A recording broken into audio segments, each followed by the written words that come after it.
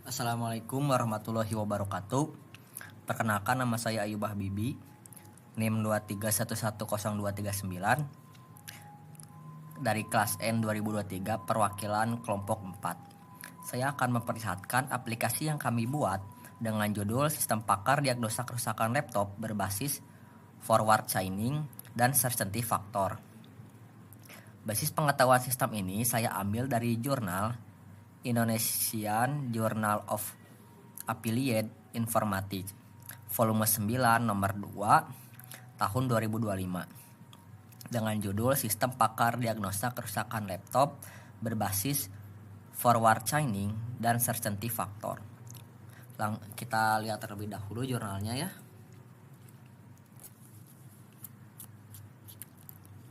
Nah, ini jurnalnya ya yang saya sebutkan tadi. Sini ada yang pertama pendahuluannya. Terus ada metode penelitian yang berisi diagnosa blok sistem, struktur menu, use case diagram, struktur menu teknisi, dan lain-lain. Di sini juga ada perancangan metodenya berdasarkan hasil dari wawancara teknisi pakar. Sini tabel 1 yaitu daftar kerusakan laptop. Tabel 2 juga daftar kerusakan laptop. Tabel 3-nya relasi gejala dan kerusakan. Tabel 4-nya basis rule. Di sini juga ada hasil dan pembahasannya ya.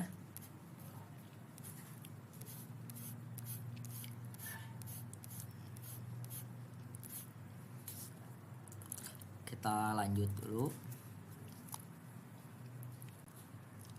Aplikasi ini kami bangun menggunakan Java Spring Boot dengan arsitektur REST API, database-nya menggunakan MySQL, dan front-end-nya menggunakan HTML, CSS, dan JavaScript.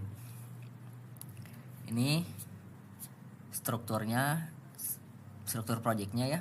Ada controller, DTO, exception, model, repository, security, service, dan lain-lain.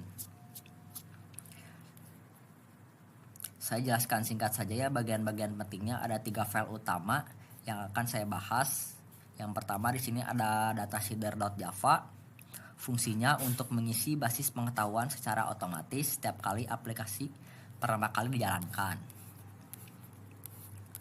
Nah, isinya di sini ada 11 data kerusakan ya. Dari sini K001 yaitu matikan laptop dengan hard turn off sampai ke data kerusakan ke-11 K0011 yaitu speaker. Di sini juga ada 45 gejala ya.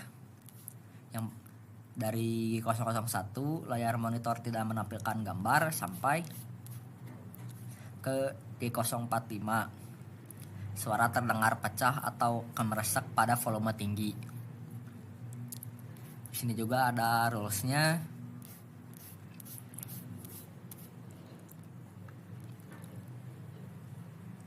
Jadi basis pengetahuan sistem pakar ini bukan kami karang sendiri, tapi memang bersumber dari hasil wawancara pakar teknisi yang ada di jurnal. Kita ambilnya dari yang tabel-tabelnya ya, yang di tabel di sini. Nah, kita ambil dari tabel 1 yang ini daftar kerusakan laptop. Tabel 2 ini daftar kerusakan laptop yang nama gejalanya. Yang tadi yang pertama ini nama kerusakan, ini ada 11, yang gejalanya ada 45. Terus tabel 4 ya, basis rule.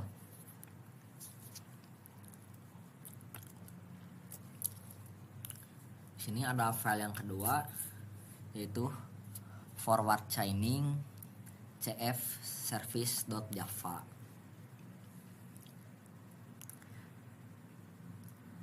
Disinilah letak inti algoritma sistem pakar ini. Ada 2 tahap di dalamnya. Tahap pertama itu dimulai dari sini.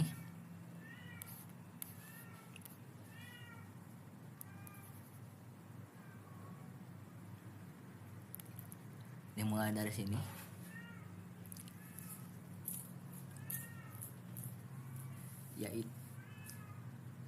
Yaitu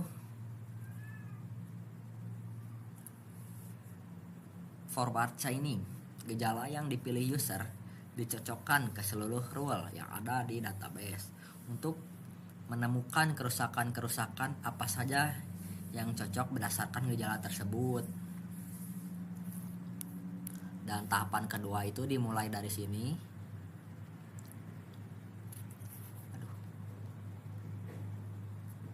Sampai sini. Dan tahapan kedua itu certainty factor. Untuk setiap gejala yang cocok dihitung nilai CF hipotesis evidence-nya, yaitu CF user dikalikan CF pakar. Kalau satu kerusakan punya lebih dari satu gejala pendukung, nilai CF-nya digabungkan memakai rumus kombinasi Maichin. Nah, rumusnya yang ini ya, sebentar. Nah, yang ini rumusnya, yaitu CF1 ditambah CF2 dikali 1 minus CF1.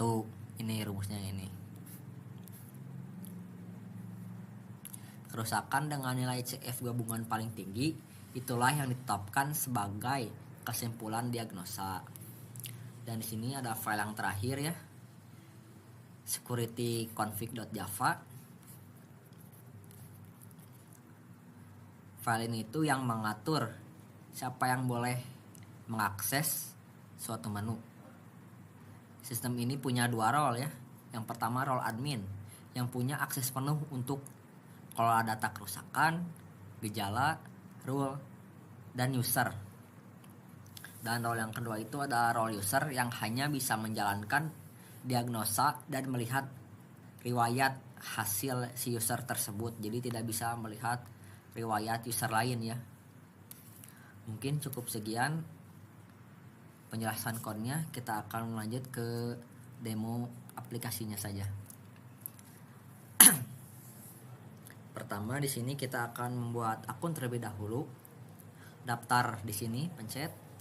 Nah, ini tampilan registernya ya. Contoh kita di sini buat nama user 10.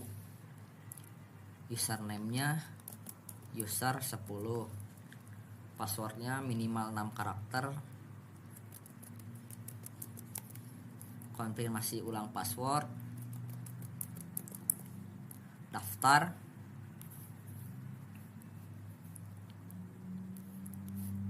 Nah, ini tampilan untuk user ya, role user.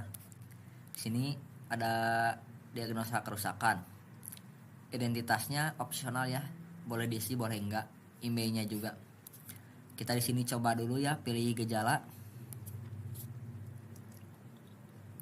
Contoh laptop di charge, posisi hidup kemudian mati.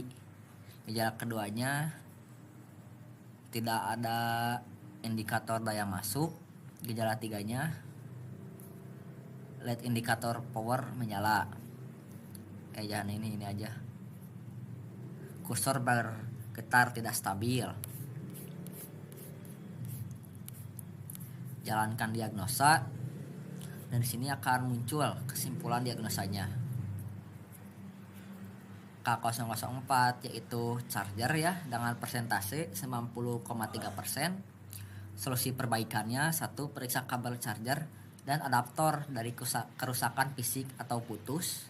2. Cek konektor atau port charging pada laptop, bersihkan dari debu atau kotoran. Nah, ketiganya, coba gunakan charger lain yang kompatibel untuk memastikan sumber masih pada charger. Sumber masalah pada charger atau laptop. Yang keempat, jika charger dipastikan rusak, ganti dengan charger original atau kompatibel yang baru. Di sini juga ada rincian perhitungan certainty faktornya ya. Tadi kita milih 3 gejala. Ini juga ada CF user, CF pakar, dan CFH-nya. Di sini ada perbandingan semua kandidat kerusakan.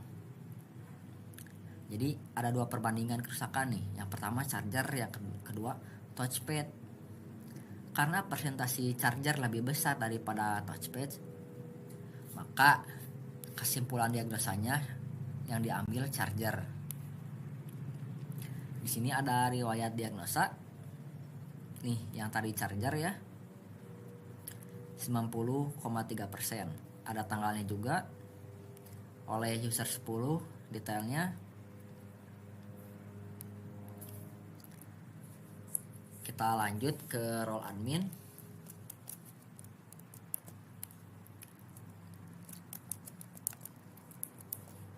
Masuk.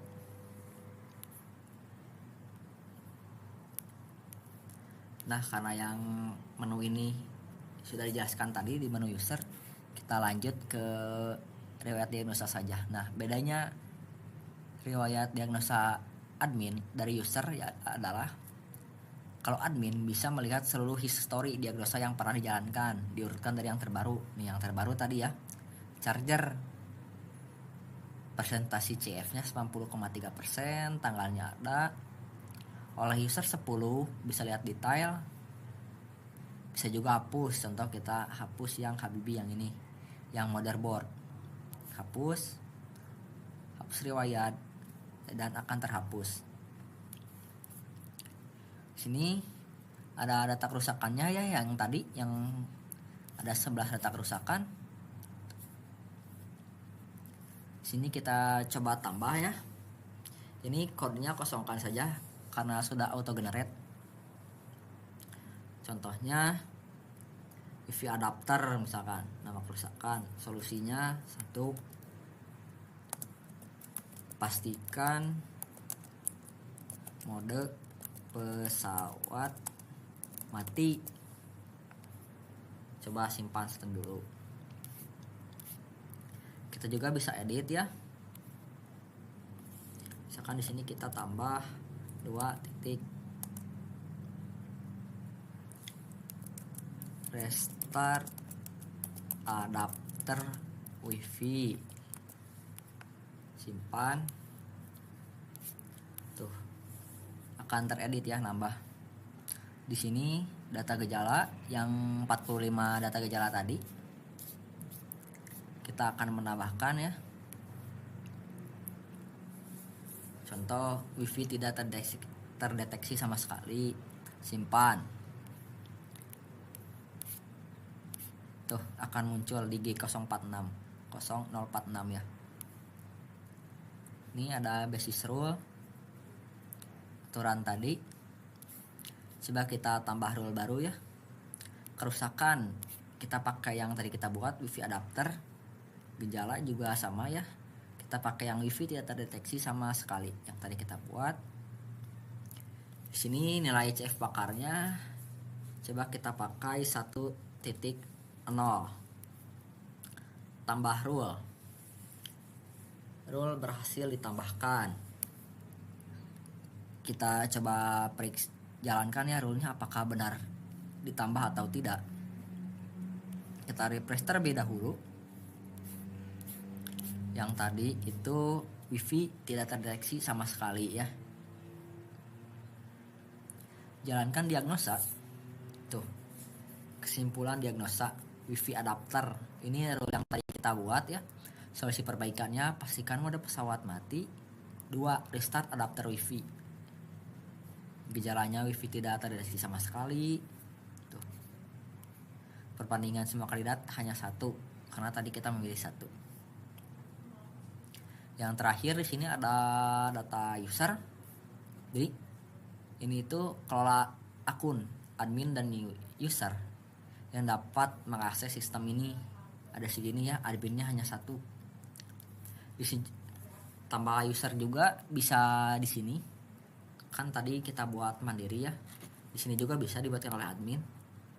Contohnya user 30. Namanya user 30. Role-nya karena di sini kita buat user, berarti role-nya user. Password-nya simpan.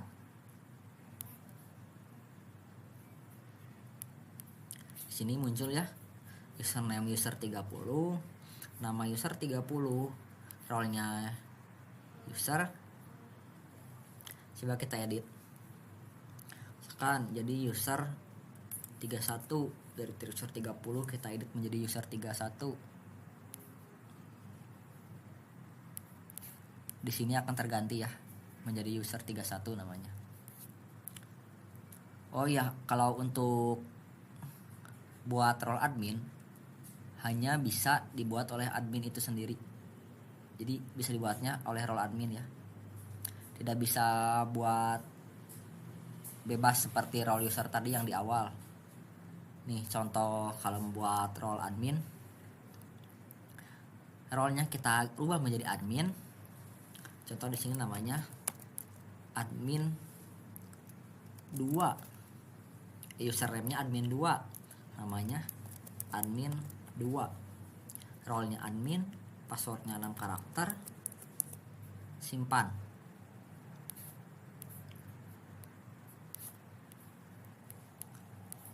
Langsung muncul ya admin 2. Mau kita hapus boleh, kita hapus bisa, terhapus. Mungkin cukup sekian yang bisa saya sampaikan. Mohon maaf jika banyak kekurangan dan typo. Wassalamualaikum warahmatullahi wabarakatuh.